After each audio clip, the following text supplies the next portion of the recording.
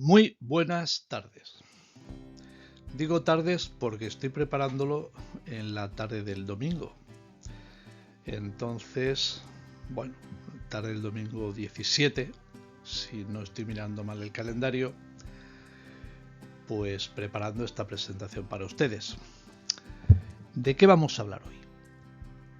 Hoy vamos a hablar de aquella buena ley. Les voy a proponer a ustedes un pequeño reto. No les voy a decir de qué ley vamos a hablar. Por supuesto, es una ley española, una ley del sistema educativo español. Aquella buena ley. Les planteo ese reto.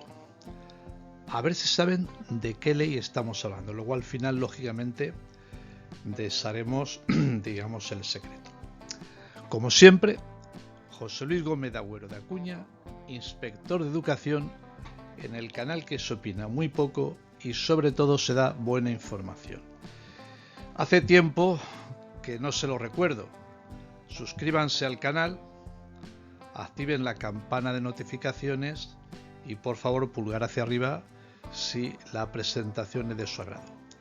Vamos a desarrollar la presentación. Bien, esto está copiado literalmente del preámbulo, de los fines y principios de la ley que mantenemos en secreto.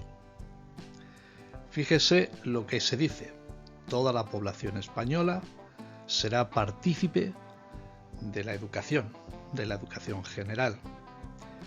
Una educación general que preparará profesionalmente también al alumnado y dentro de un concepto de igualdad de oportunidades. Así pues, gratuidad de la enseñanza,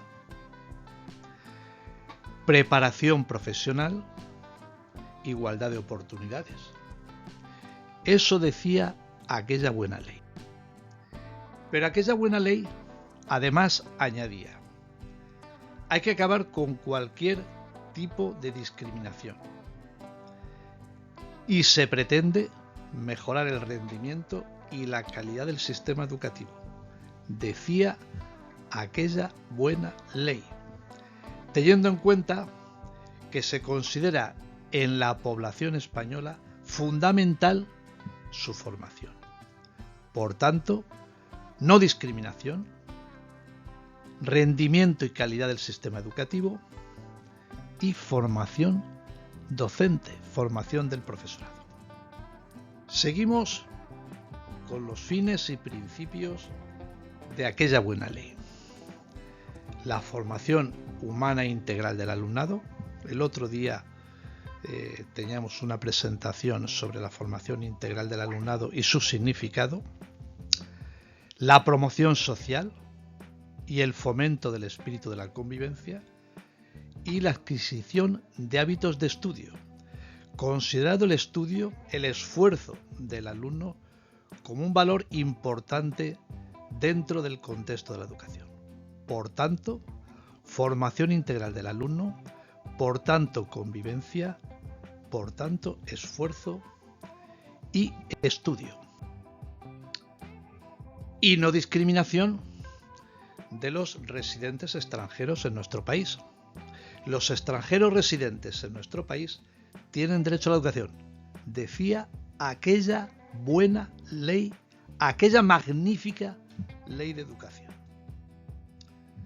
Y decía: la profesión docente tiene relevancia.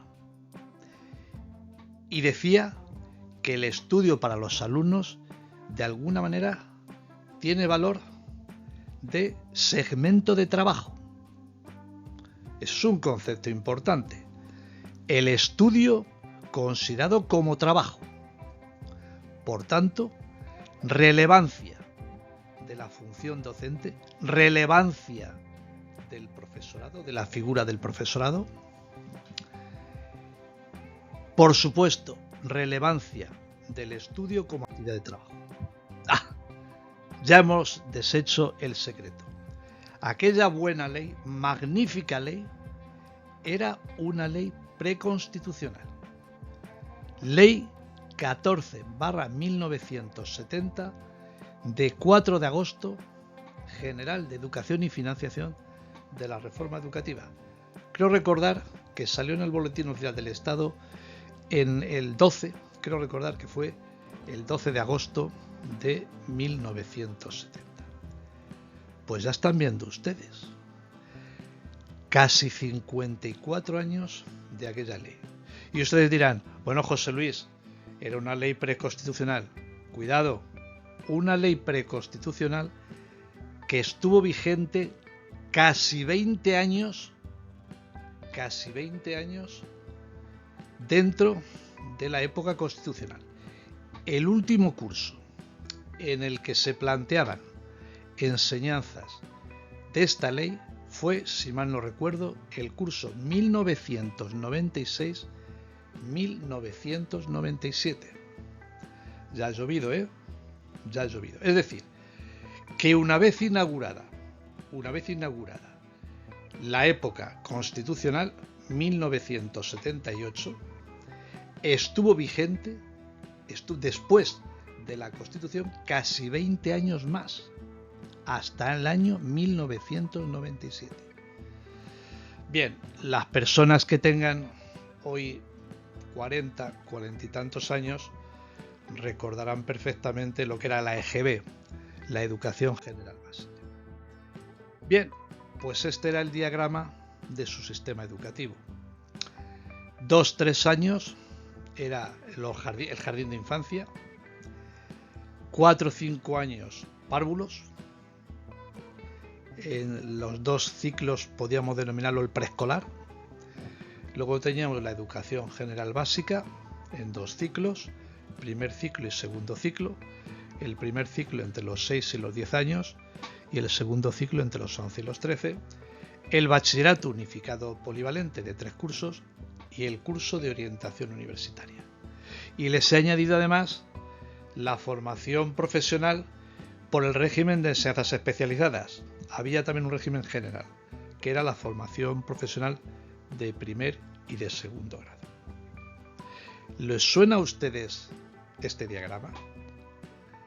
Evidentemente, si ustedes lo comparan con la configuración de la Ley Orgánica de Educación actual y tienen en cuenta los tramos de edad, estamos hablando de cortes de edad similares con distribuciones diferentes. Aquella buena ley de educación. Bien, pero es que además aquella buena ley hablaba de las titulaciones necesarias del profesorado dentro de los diferentes cuerpos y dentro de los diferentes etapas y niveles educativos. No se las voy a leer. Profesores de preescolar, educación general básica, bachillerato, formación profesional, régimen de enseñanzas especializadas. Esta ley, aquella buena ley, también regula los estudios universitarios, cosa que actualmente no hacen las leyes orgánicas de educación, las últimas leyes orgánicas de educación. Van a decir ustedes, José, ¿estás nostálgico? No, no estoy nostálgico.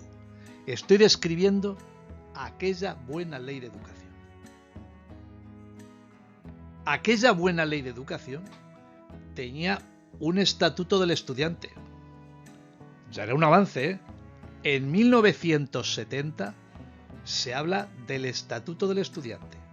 Y fíjense lo que recoge. Libertad de elección de centro. Eso parece un logro de última hora, no. Viene de 1970. Derecho a la orientación educativa y profesional. Derecho a la compensación por desigualdades en el estudio. Y seguro escolar en el año 1970.